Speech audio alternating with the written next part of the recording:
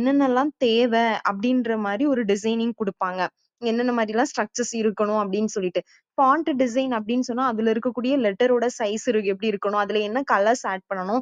இததான் ஃபாண்ட் டிசைன்னு சொல்லுவாங்க. ஃபங்ஷனாலிட்டி டிசைன் அப்படின்னா, அதுல ஒரு பட்டன் குடுத்துருக்காங்கன்னா, நம்ம கிளிக் பண்ணா அது கிளிக் ஆகணும். இந்த மாதிரி ஒர்க் பண்றதெல்லாம் என்ன சொல்லுவாங்கன்னா, ஃபங்ஷனாலிட்டி டிசைன்னு சொல்லுவாங்க. ஓகே.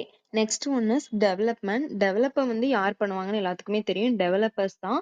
அவங்க கோட் மூலமா இந்த சாஃப்ட்வேர டெவலப் பண்ணுவாங்க. யூசர் குடுத்த ரெக்வயர்மென்ட்ட பேஸ் பண்ணி தான் அவங்க இந்த டெவலப்ப பண்றாங்க. அவங்க அத பண்ணி முடிச்சுட்டு யூனிட் டெஸ்டிங் அப்படின்னு ஒரு டெஸ்டிங் ஓனா பண்ணுவாங்க. அதாவது அது கோடிங்ல பண்ணக்கூடிய டெஸ்டிங். அந்த சாஃப்ட்வேர் இந்த கோட் யூஸ் பண்ணா ப்ராப்பரா ஒர்க் ஆகுமா? அப்படின்றதுக்காக அவங்க பண்ணக்கூடிய டெஸ்டிங் தான் யூனிட் டெஸ்டிங். இதோடயே மேக்ஸிமம் ப்ராஜெக்ட் கம்ப்ளீட் ஆன மாதிரி தான் அர்த்தம்.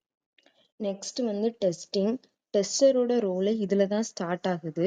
ஃபர்ஸ்ட் என்ன பண்ணுவாங்க அப்படின்னு சொன்னா, டெவலப்பர்ட்ட இருக்கக்கூடிய கோட டெப்ளாய் பண்ணுவாங்க. அதாவது டெஸ்டிங் என்விரான்மென்ட்க்கு குடுத்துருவாங்க. அததான் டெப்ளாய்டுன்னு சொல்றோம். அதுக்கப்புறமா டெஸ்டர் அவங்களோட வேலைய ஸ்டார்ட் பண்ணுவாங்க. டெஸ்ட் பண்ண ஸ்டார்ட் பண்ணுவாங்க.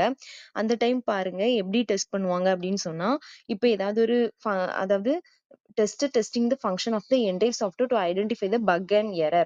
அதாவது டெவலப்பர் டெவலப் பண்ணி குடுத்த ஒவ்வொன்னுமே கரெக்ட்டா ஒர்க் ஆகுதா அப்படின்றத இவர் மேனுவலா டெஸ்ட் பண்ணுவாரு.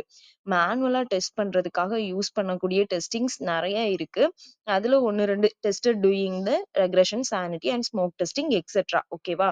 இதே மாதிரி நெறைய டெஸ்டிங்க மேனுவலா டெஸ்ட் பண்ணி பார்ப்பாங்க. இததான் டெஸ்டிங்ன்னு சொல்றோம்.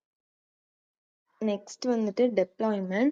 டெப்ளாய்மென்ட்ல என்ன பண்ணுவாங்க அப்படின்னு சொன்னா, ப்ராஜெக்ட் டீம் அந்த சாஃப்ட்வேர்ல எந்த ஒரு எரருமே இல்லையா அப்படின்றத கன்ஃபார்ம் பண்ற மாதிரி ஒரு செக்கிங் குடுத்துப்பாங்க. ஃபைனலா ஒரு மேலோட்டமான செக்கிங். அதுக்கப்புறமா அத ஒரு ரியல் டைம் என்விரான்மென்ட்ல ஃபார் எக்ஸாம்பிள் பிளே ஸ்டோர்லயோ இல்லன்னா ஏதாவது ஒரு வெப்சைட் இந்த குரோம்ல இந்த மாதிரி ஏரியால என்ன பண்ணிருவாங்க அப்படின்னு சொன்னா, அது டெப்ளாய் பண்ணிருவாங்க. அதுக்கப்புறமா யூசர்ஸ் அதாவது பீப்பிள்ஸ் யூஸ் பண்ணிக்கலாம். அந்த மாதிரி அத டெப்ளாய்மென்ட் பண்ணி முடிச்சிருவாங்க. இததான் டெப்ளாய்மென்ட்ன்னு சொல்லுவாங்க.